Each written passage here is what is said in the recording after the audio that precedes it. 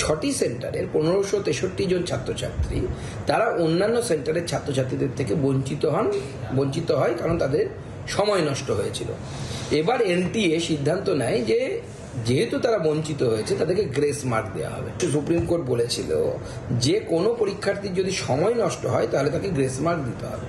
এই grace mark দেওয়ার ফলে দেখা যায় যে 720-র মধ্যে কেউ 720 পেয়ে গেছে। এটাই ঝামেলা।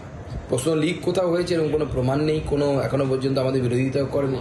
এই যে 1563 স্টুডেন্ট, তাদের সামনে দুটো অপশন সুপ্রিম কোর্ট দিয়ে দিয়েছে, আমরা সেটাতে রাজি আছি।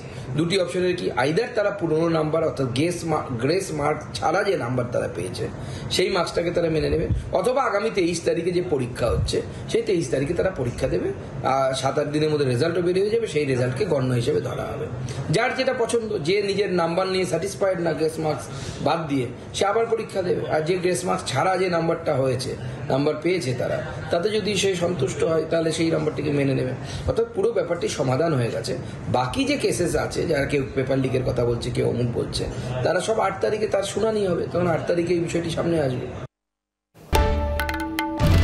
বাংলার আওয়াজ, বাঙালির আবেগ, জি 24 ঘন্টা।